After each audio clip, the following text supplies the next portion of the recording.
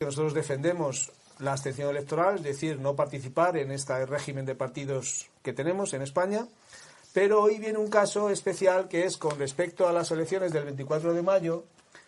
Hay un seguidor nuestro de Jerez de la Frontera, de Cádiz, que se llama Rafael Manuel Moreno, que ha hecho unas alegaciones a la Junta Electoral de las elecciones del 24 de mayo, diciendo que tiene objeción de conciencia, o sea, alegando objeción de conciencia y que no va a participar en la mesa electoral porque ha sido nombrado como vocal de la mesa. Entonces, para no extenderme mucho, voy a leer exactamente las alegaciones que Rafael Manuel Moreno le ha mandado a la Junta Electoral y después don Dalmacio pues comentará usted y comentaremos a ver qué es la abstención, qué es la objeción electoral para no estar en la mesa, en fin. Entonces, voy a leer la alegación que dice, con fecha tal, el nombre, lo que le he dicho, Rafael Manuel Moreno, y dice que he buscado información para alegar mi renuncia a tal nombramiento, encontrando a tal efecto la instrucción 6/2011 de 28 de abril de la Junta Electoral Central de interpretación del artículo 27,3 de la Ley Orgánica del Régimen Electoral General sobre impedimentos y excusas justificadas para los cargos de presidente y vocal de las mesas electorales, que la causa personal por la que solicito se admita mi renuncia a tal nombramiento no se encuentra expresamente citada como impedimento en la citada instrucción, sin que, sin embargo, y como la misma señala, no se trata de un numerus clausus, sino de simple ejemplificación de supuestos. Que la causa personal que motiva esta alegación es absolutamente por la conquista de la libertad política colectiva. Que la única forma de gobierno consecuente con la libertad política es la democracia formal representativa. Y el sistema proporcional de listas de partidos estatales no es representativo del elector, sino del jefe del partido estatal que lo ha puesto en dicha lista. Que en plena consecuencia con mi lucha por un periodo de libertad constituyente no participo en este fraude electoral. Que por tal razón formar parte de una mesa electoral vulnera totalmente mi libertad de conciencia y en ello me baso para solicitar que me exima de tal obligación, cuyo incumplimiento está penado según una actualización de febrero de 2011 de la LOGREG de 5 de 1985 con prisión de 3 meses a 1 año o multa de 6 a 24 meses. Sin embargo, tanto esa libertad de conciencia como el verdadero estado de necesidad que supone no avalar con acto propio la apariencia de, como si esto fuera una democracia, me obliga moralmente. Máxime cuando mi llamada como mesa no es acto alguno provocado por mi parte, sino impuesto. Ni tengo obligación alguna por cargo u oficio de sacrificar un valor jurídico superior como es la consecución de la democracia representativa y la libertad colectiva de los españoles. Lo que sucedería con una actitud personal que redundara en el mantenimiento de la apariencia de que éstas existen. Que dada la falsedad de la no democracia representativa en la que vivo, no tengo esperanzas de que se admita mi presente alegación, ya que es un régimen de poder oligárquico de partidos estatales, al que no le importa entrar en contradicción con los propios documentos que ha redactado, entre ellos la Carta otorgada de 1978 en su artículo 16, que dice: se garantiza la libertad ideológica y de culto de los individuos y las comunidades sin más limitación en sus manifestaciones que la necesaria para el mantenimiento del orden público protegido por la ley. Solicito que esta Junta Electoral de Zona tenga a bien dar respuesta por escrito a mi petición en el plazo de los 5 días que señala la ley y, caso de ser esta negativa, y dado que no se puede recurrir, deje constancia en su respuesta de los motivos en los que se ha basado el rechazo de mi delegación. Este es el escrito que ha presentado este señor, Rafael Manuel Moreno, y bueno, no sabemos la respuesta todavía de la Junta Electoral, pero su intención es alegar objeción de conciencia. Es objeción de conciencia. Para no estar en la mesa electoral, no solamente no votar, sino no estar en la mesa electoral.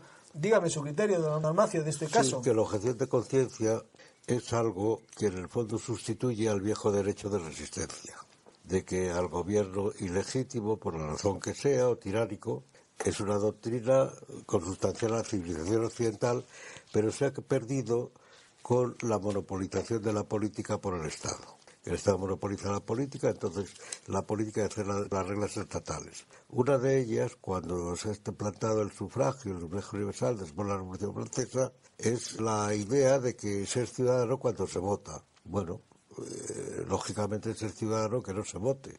En Estados Unidos, por ejemplo, pues para votar hay que inscribirse en un censo electoral, es profeso, y el que no quiere no vota y no le pasa nada.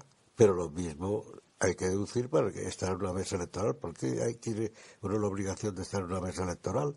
Si no le gustan las elecciones, si no entiende nada de aquello, o simplemente no quiere. ¿Qué razones para ello? Que estén inscritos en un censo electoral, se comprometen a participar en el proceso, pues está bien, pero los demás no. Y a mí me parece que hace muy bien este auténtico señor que se considera súbdito y no ciudadano, tal como se le está tratando, que quiera defender la auténtica ciudadanía, que es que el ciudadano es el que tiene libertad política. Si no tiene libertad política no es ciudadanía. Una libertad que está concedida no es libertad, es algo que es consustancial con la persona misma, inherente a la persona. Y en Europa eso ha desaparecido hace tiempo desde la Revolución Francesa. Solo en Norteamérica, prácticamente, en Inglaterra algo, Suiza también, en algunos países. En Europa no existe libertad política. La libertad política es una libertad condicionada o ficticia, la que reconoce el Estado. Solo se puede actuar políticamente dentro de las normas estatales. Esos mitos, la votación, entonces, el sufragio universal es uno de los grandes mitos, igual que el de la Constitución. Todos esos son mitos que se han inventado y en los que se apoyan estos sistemas que ahora están haciendo crisis. Están haciendo crisis y yo creo que ya nadie cree en ellos, pero ha quedado ahí el residuo de que es una obligación de conciencia votar. Y seguro que no faltará la conferencia episcopal, a lo mejor sale diciendo la tontería de que es una obligación de conciencia votar. Pues no. ¿Sabe usted, don Amancio, que los medios de comunicación y todos dicen que es un deber cívico? No es un deber cívico. No es un deber cívico. Puede ser un deber cívico no votar, más deber cívico que lo otro. Es justo lo contrario. Sí. Cuando no se está de acuerdo con el sistema, no se vota. Eso de votar en blanco es que no tiene sentido, porque el votar en blanco es aceptar el sistema, no situarse fuera del sistema. Es posible que haya quien quiera votar en blanco porque dentro del sistema establecido pues considere que ninguno de los candidatos merece su atención, pero eso es posible. Pero los que dicen que defienden el voto en blanco y hay quien lo defiende intencionadamente, pues mire usted, si no sabe quién votar, vota en blanco, están defendiendo al sistema. Acaba de producirse un caso que me parece muy indicativo de esto. En las elecciones a la Universidad Complutense, para elegir rector, una universidad que tiene un número de alumnos que desciende cada año, porque la natalidad, pues el descenso de la natalidad brutal, que le importa un bledo a los gobernantes, por eso, aparte de quizá otras circunstancias, ahora anda por cerca de los 100.000 estudiantes aproximadamente, y funcionarios, etcétera, etcétera. Bueno, pues resulta que para elegir rectores, en la primera vuelta, se ha abstenido el 80% del censo, según he leído ayer. Entre ellos, por cierto, el 88% del censo de estudiantes, dentro del 80%. Sí, porque ahí están profesores, estudiantes, supongo que serán también empleados, ¿no? Administrativos, todo el personal de la Complutense vota ahí como si una universidad fuera algo así como una supuesta república. Bueno. Entonces resulta que si además descontamos los que han votado, otros candidatos, han pasado dos que son los más representativos de la izquierda. Si resulta que descontamos, que no sé cuántos son, eso no lo he visto, no sé, los que han votado a los otros candidatos, que había otros candidatos, todos del sistema, pero en fin, que no eran manifiestamente de izquierdas, pues resulta que el porcentaje del 80% pues todavía es mayor. Bien, ¿qué representación, sea lo que sea en la segunda vuelta, qué representatividad puede tener eso? Ninguna, en absoluto. Es una farsa. Lo que pasa es que la universidad es una más, está ahí, bueno, las cosas seguirán marchando, porque además los votos de la izquierda son los más comprometidos, generalmente, o los que hayan votado un candidato a otro son votos comprometidos porque se benefician de ello, porque creen honradamente de buena fe que deben de votar este candidato, porque es el más progresista o el más retrógrado, da lo mismo. Lo creen de buena fe, eso es indiscutible. Pero descontado eso, ¿qué demuestra eso? Que el resto no votan o bien porque no creen en el sistema, o bien incluso por nihilismo, porque hoy todos los gobiernos son nihilistas. Hasta el nihilismo que fomentan los gobiernos se está volviendo contra ellos, y en España es evidente. Si es el caso de la Complutense, lo trasladáramos siguiendo el ejemplo de este ciudadano auténtico, mejor dicho, que quiere ser ciudadano y es súbdito. Si eso ocurriera con todos los votantes que están decididos a no comulgar con ruedas de molino, y me parece significativo lo de la Complutense, porque además el votante de la Complutense es el votante cualificado. Son estudiantes universitarios, con todo lo que se diga de que los estudios universitarios están degradados, cosa que es verdad, todo lo que se quiera, son estudiantes universitarios. Si ese porcentaje Yo lo he visto, creo que es real, y además suele suceder, no es que sea de ahora, porque se repite un año otra vez, es real. Si eso refleja lo que realmente lo que piensa la sociedad española, las sociedades no piensan, pero bueno, lo que piensan los españoles masivamente, si eso se traslada a las elecciones del 24 de mayo o las próximas, creo que sería la única forma de recuperar la libertad política. Es decir, que haya quien en la libertad constituyente, pues se ha demostrado que el sistema no cree nadie en él, como es lo que está ocurriendo, ya nadie cree en él. ¿Qué está pasando con los partidos? Los mismos partidos discuten por dimas y diretes, porque nadie ofrece ninguna solución contundente, no tiene nada que ofrecer, ni nada fuera del sistema, sea el partido que sea. Todos los partidos, no hay ninguno que esté decidido a estar fuera del sistema, a ir contra el sistema, que es un sistema oligárquico que se trata de conseguir posiciones y nada más. Y esto que ocurre en España, quizá en mayor escala que en otros sitios, porque aquí se ha impuesto este sistema de una manera burda y absurda y además reciente, cuando ya estaba gastado en todas partes. Yo creo que eso ocurre en toda Europa. Tenemos a las elecciones inglesas, que también hay una gran confusión. ¿Por qué? Porque Inglaterra, aunque allí se conserva el voto mayoritario, lo cual implica una el sistema electoral es por distrito uninominal mayoritario. Lo cual a simple vuelta, solo hay una vuelta. Claro, pero implica cierta limpieza, es verdad que no es proporcional, que la idea de la proporcionalidad es que tenga representación, todo el que quiera decir alguna cosa que esté representado, bueno, hay que olvidar, es mayoritario y eso limita algo. Pero el sistema inglés es también un sistema oligárquico, pero esta oligarquía, debido a las tradiciones de la conducta, tenía un cierto sentido aristocrático, es decir, que aunque se beneficiara ella misma, la oligarquía, teniendo el poder, las críticas son ya muy antiguas, no son de ahora, sin embargo, tenía cierto sentido todavía del bien común y también hacía algo por la prosperidad de Inglaterra y de todos los ingleses, etcétera, como es obvio, hasta tiempos relativamente recientes. Eso ha quedado liquidado, el nihilismo ha entrado allí también, y ahora, según he leído, resulta que las elecciones inglesas, según algunos comentaristas, están pendientes del voto de los musulmanes, si los musulmanes se deciden a votar o no, lo cual demuestra, es una prueba de cómo está Europa. Los musulmanes son los únicos que ya pintan algo en el mundo político, al parecer, que están en contra del nihilismo, que esto es verdad, el yihadismo está en contra del nihilismo, que es lo que ataca, y es una Europa nihilista que nadie sabe dónde va, los gobiernos son nihilistas, y eso es lo que ocurre aquí con las elecciones. Y la carta esta, pero mire, si es un sistema que se basa en un fraude, yo diría en una mentira, en un engaño, y que además estos engaños muchas veces son de buena fe.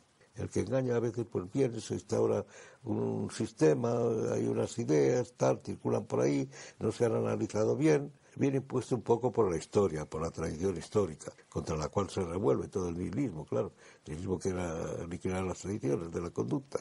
Pero tampoco hay que pensar muchas veces en la mala fe de los gobernantes, sino que estos se encuentran ahí, son gente que no tiene tampoco ideas propias o quiere hacer algo, pero en fin. Y el caso es que el sistema español está completamente viciado, ya nadie cree en él, como demuestran los electores de la Complutense, profesores, administrativos y estudiantes, que es un sector, creo yo, cualificado dentro de la sociedad española, que además no se mueve por intereses. Por ejemplo, los estudiantes, pues normalmente el estudiante universitario no se mueve por intereses, sino con independencia, y que son la mayoría, y que la abstención entre ellos ha llegado, como decía antes, al 88%, según lo que he leído.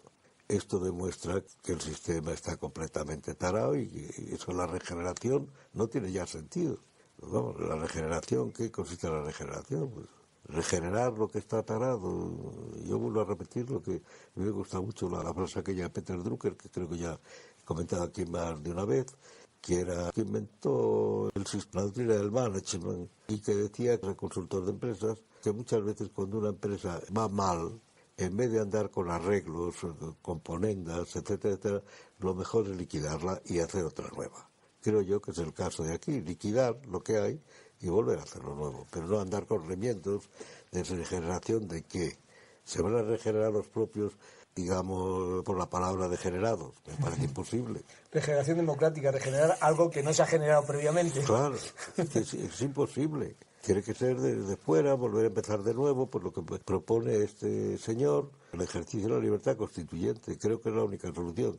Que eso significa el fin del sistema, que nunca ha llegado a ser un régimen, porque no es más que una situación política, porque no ha conseguido la legitimidad auténtica, que es la legitimidad de que la gente cree en que los gobernantes gobiernan para el bien común.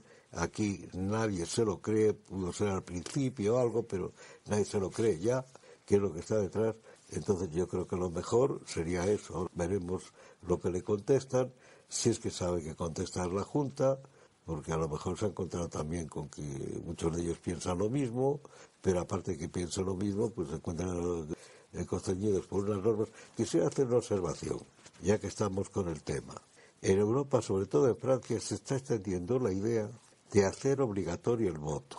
Y esto es porque se viene observando en toda Europa una tendencia que la gente, por cansancio, por aburrimiento, y el aburrimiento es una gran fuerza histórica, no tanto política como histórica. Cuando una sociedad, un pueblo está aburrido, se aparta de la política, deja la política ir por su rumbo, se retira y eso provoca un caos político. Yo creo que hay un gran aburrimiento y entonces se quiere, porque eso demuestra una abstención paulatina. Estas cosas no suelen ocurrir súbitamente. Si es algo paulatino, poco a poco va produciéndose, y yo creo que es el caso de Europa, que Europa está aburrida, la abstención viene, y ya hay quienes propugnan el voto obligatorio, para lo cual me parece muy bien, seguramente a los señores obispos. He visto el otro día un escrito de alguien que no es un obispo, no sé si es sacerdote, yo creo que no, hablando de que hay que tener en cuenta los grandes beneficios de la transición. ¿Qué grandes beneficios de la transición? El nihilismo. Si es un gran beneficio, bueno, puede ser.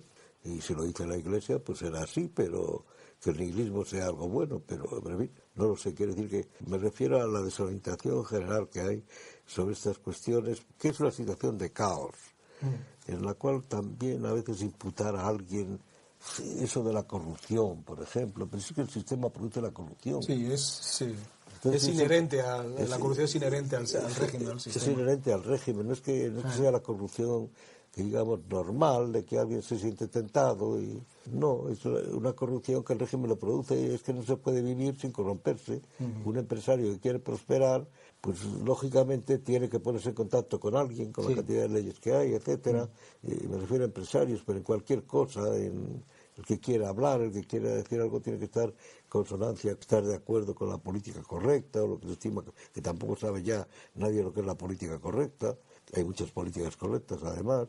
Es una situación de caos en la que vivimos, que yo no sé cómo se puede salir de ella. Se puede prolongar, pero si se prolonga, mala cosa, porque la sociedad cada vez más herida. Ya que estamos hablando de la abstención, don Dalmacio, me gustaría que nos explicara bien, porque hay muchas personas que creen que la abstención, el no votar, sobre todo en las elecciones generales, que haya una abstención muy alta, por encima del 2/3 de la población, hay personas que creen que no vale para nada, es decir, que el gobierno va a seguir igual, que todo va a ser igual. Entonces me gustaría que explicara usted qué significa legalidad, legitimidad, autoridad y poder, esas diferencias para que la gente comprenda qué significa y qué efecto puede tener una abstención muy alta en unas elecciones generales. Es una deslegitimación moral. Y cuando un régimen está deslegitimado moralmente, su vida está condenada. Además, no la puede recuperar. Es lo que pasa con las instituciones. Una institución que ha hecho crisis, que se ha deslegitimado en algún momento, es muy difícil que se vuelva a reponer. Es prácticamente imposible. En las políticas, sobre todo, es imposible. Porque se basa en creencias, no se basa en ideas. Entonces, es verdad que hoy, por ejemplo, se acude frecuentemente a la legalidad. Creo que no me acuerdo si lo mencionaba el otro día aquí, o en alguna conversación, el anterior fiscal del Estado que decía que la única legalidad es la que está en la Constitución. Bueno, ¿por qué? Hay la legitimidad, lo que es legítimo, porque la Constitución puede estar barbaridades, como están. Es muy legal, según la Constitución, que los partidos y los sindicatos sean órganos del Estado, como dice uno de los artículos. Sí. Es legal que existan las autonomías cuya función es crear oligarquías complacientes con el sistema. Todo eso es legal. Ahora, ¿es legítimo? ¿Es legítimo desde el punto de vista de los intereses de la nación, de los intereses de la libertad? Porque la política es para garantizar las libertades, no es para otra cosa.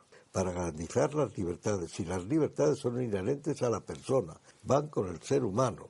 El ser humano es un ser libre, por definición, no porque lo diga una constitución ni diga todo esto de las libertades que conceden las constituciones. Eso es falso. Cuando un político cualquiera concede una libertad, esa libertad está condicionada. Un padre de familia, cuando le da libertad a su hijo para salir hasta las 10 de la noche, o ahora yo creo que ya ni eso, ni se preocupan, pero bueno, hasta las 10 de la noche eso, le da libertad hasta las 10 de la noche, pero esa libertad está condicionada. Claro.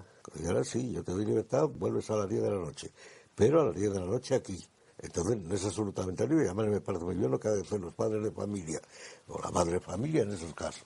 Depende de las circunstancias, naturalmente, de lo que se trate, pero me parece muy bien. Toda libertad, en el fondo, está condicionada por las circunstancias históricas, etcétera. Y eso es la causa de la legitimidad. Y la legitimidad hoy no existe en ninguna parte. Es falso que existan legitimidades, no hay ninguna. Las legitimidades, por ejemplo, dinásticas, son falsas. Son legitimidades de familias, el derecho hereditario, bueno, derecho común, civil común, que debía de ser, el derecho hereditario, que ya las leyes lo están liquidando también, y que es normal. Pero es entre las familias la legitimidad de origen. Hoy, ¿qué poder hay originario que sea legítimo? En lo que se cree. Los fieles de las religiones todavía creen en eso. Y con razón. Eso siempre si es una religión auténtica, la legitimación que viene de ella, la legitimación originaria, es auténtica. Se trata de la legitimación de ejercicio. ¿Qué ejercicio?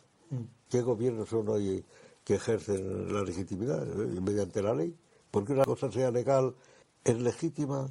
Por ejemplo, un caso que a mí me parece la mayor aberración, lo decía Julián María, que había 3 aberraciones y una de ellas era esta, que estaban infectadas hace ya tiempo, que afectaba la cultura occidental, y una ayer es la aceptación social del aborto impuesta por la ley, más que por otra cosa. Pero sí que se está destruyendo la especie humana, los occidentales sobre todo. Es cómo una especie puede ir contra sí misma. Es una cosa impensable, sin embargo está ahí. ¿Puede ser legítimo unos gobiernos que aceptan eso? Me parece que es imposible. Va contra todo sentido común, con el sentido común más elemental.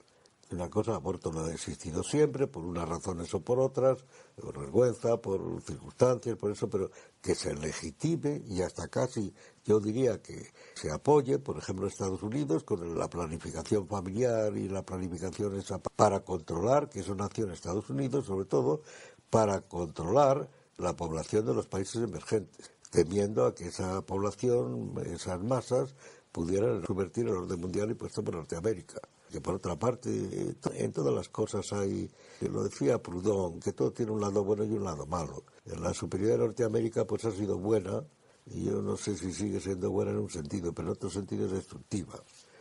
Ha sido bueno porque ha acabado con las tiranías marxistas, etcétera, o que no es marxista, el pobre Marx se lleva todas las culpas, y Marx no tiene nada que ver con ello. Marx es un pensador muy estimable.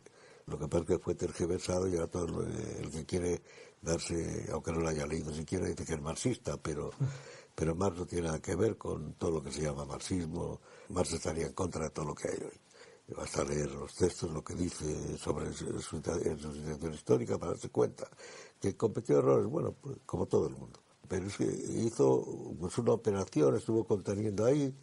Ahora parece que ha perdido también el rumbo en política exterior con el señor Obama, no digamos si gana la señora Clinton, eso sería ya el colmo, que nadie sabe por qué está en política la señora Clinton y por qué se tiene el culto a la señora Clinton. Yo es que no lo entiendo, porque son cosas que da la propaganda y eso tiene sus efectos, pero fracasada en todo, fracasada hasta en su matrimonio, porque no vamos a hablar de ello. Los franceses tienen una expresión coquille battie trompí, pero para esos casos, a lo mejor eso pues es una aureola, no sé. Pero bueno, eso puede ser también una desgracia, que no tiene nada que ver, pero en su caso yo no veo ningún mérito, pero puede ser que se convierta en la reina del mundo. No sé, yo creo que la civilización occidental ha perdido el compás, y eso depende de la política, depende de los gobiernos en gran medida. Es verdad que depende, porque yo insisto siempre en ello. Occidente no se entiende sin dos polaridades, dos dualismos, que no tienen por qué estar en oposición, pero que siempre se están cortocircuitando, que son la Iglesia y el poder político o el Estado. Sí, el Estado de Iglesia, sí. Siempre es así. Hoy estamos que los estados pretenden ser estados-iglesia, porque la iglesia ha dimitido, la han hecho dimitir por un proceso histórico. Todas las cosas son muchas veces que no se prevén, no se puede calcular. En fin, la frase de Marx, de que los hombres hacen la historia pero no saben lo que están haciendo. Y eso es verdad. Por lo que sea, pues eso falta quizás esa polaridad, no lo sé, pero yo veo que la cultura occidental está en declive, pero tampoco se ve que las otras culturas y civilizaciones pues puedan, ahora que se ha realizado la unidad del mundo, dato importantísimo, que es distinto de la globalización. La globalización sí expresa algo, pero no es eso. La globalización es sobre todo la unidad del mundo, que no se ha conseguido nunca. Y por fin se ha conseguido prácticamente después de la Segunda Guerra Mundial, y ahora ya es un hecho. Y yo creo que la Iglesia no se ha adaptado a eso, que los poderes políticos tampoco se han adaptado, no lo sé. La situación creo yo que es sumamente confusa. Creo que ese es el problema que existe hoy, la confusión en todo. Hablamos de política, aquí hay que hablar de política, pero es confusión en todo, confusión en la ciencia, ya nadie sabe lo que es la ciencia. La técnica, ¿para qué se emplea? Pues para cualquier ocurrencia. Los saberes, todo eso. Yo creo que es la moral, que la moral existe, pero creo que es una confusión tremenda la que existe hoy en día y un desconcierto grande, y que lo que hay que hacer, pues volviendo al tema de origen de las elecciones españolas, pues tratar de salir la confusión, y quizás la manera de salir pues es lo de borrón y cuenta nueva, o como decía Nietzsche, pues yo creo que en estos casos lo mejor es llegar hasta el final, porque hay una frase de Herderling que a mí me gusta mucho, el poeta alemán, que decía que donde está el peligro, ahí está también la salvación. Yo no soy pesimista porque creo que todo final en la historia es un comienza algo nuevo. Pero claro, para eso hay que romper con lo que está tarando todo ese comienzo, lo que puede surgir, porque la historia es un repertorio de posibilidades. No soy pesimista, pero creo que hay que romper, y una manera de romper pues es esto del sistema. Se está demostrando, la gente no cree en él, los partidos se pelean por decir cualquier cosita que parece que atrae 5 votos, o que creen que atrae 5 votos, y cosas así. ¿Para qué? Para estar ahí en el poder. Pues acábese con todo eso, no votando a ninguno y ya está. Claro, esa es la única manera, no votar, no participar, y por lo tanto Claro, legitimidad. es que ni hay participación. ¿Qué participación? Participar es echar el voto a uno que sí, si se vota a Podemos, pero ¿qué diferencia Podemos de Ciudadanos? Bueno, hay alguna diferencia superficial. Todos quieren gobernar. Todos quieren un poco de poder. Es como aquella canción de María Cristina, nos quiere gobernar. Es lo mismo. Todos quieren gobernar para vivir a sus anchas. En el caso de Ciudadanos, por ejemplo, la avalancha de gente que ha tenido para ocupar cargos, a ver si así se coloca. Y además, en España, la situación de España, con tanto paro, también es razonable que la gente busque dónde colocarse. Yo no tengo ya años para eso, pero no procuraría a lo mejor o nosotros colocarnos en algún partido, a ver si pero así... todos quieren cobrar del Estado, don Dalmacio. Claro, pues cobremos del Estado también, porque es el que paga a todos. Los pensionistas, me parece que nos suben la pensión 2 euros al mes. 2 euros al mes, ¿le han subido este año? Creo que han subido 2 euros o 5 euros, no me acuerdo. Y creo que tengo una de las mejores pensiones. Pero es que no, y la gente está empezando, ya los pensionistas empezando a liquidar inversiones o cosas de esas, porque no pueden ya hacer frente a lo que sube todo lo demás, la electricidad. Todo. Quiere decir que las cosas hay que verlas un poco, yo no sé si moderadamente o con sentido de la realidad, de que mucha gente se dedica a la política casi porque no tiene más remedio. Sí. Entonces yo pues disculparía a esos que sí, que van a Ciudadanos o van a otro, pero eso es alguna garantía de que lo van a hacer bien.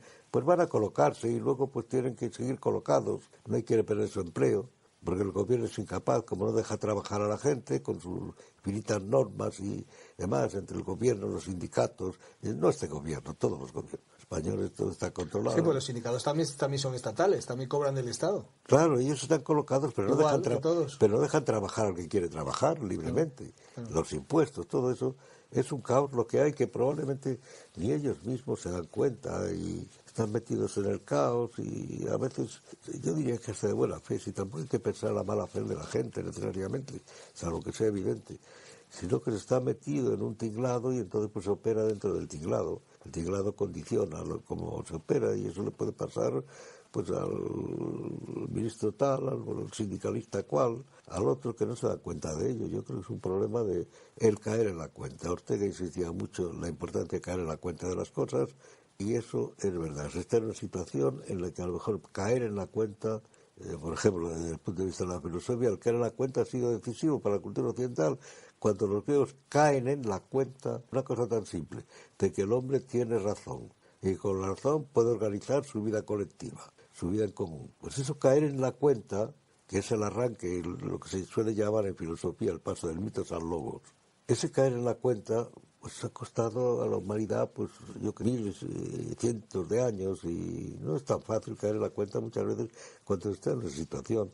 Yo creo que eso es lo que pasa hoy y hay que darse cuenta. Y quizá la mejor manera de caer en la cuenta es sin quedar nada que atenerse. Y es decir, abstenerse, retirarse, practicar lo que llamaban los sabios estoicos la epugé, la abstención de todo juicio y abstenerse, no votar a nadie, en este caso concreto. Ojalá se consiga una hegemonía cultural que tenga esa conciencia, esa idea pues sí, de abstenerse, porque sería la única forma de salir de este régimen, no pues tenemos eso otra. creo yo. Bueno, vamos a acabar este bloque aquí, don Dalmacio.